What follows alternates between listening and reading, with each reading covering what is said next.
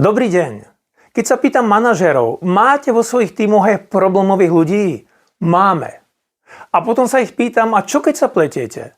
Je tento človek ten problém? Alebo ten človek iba ukazuje, že v tej firme niekde inde je problém, systémový, vzťahový. A už tam istota padá u manažérov.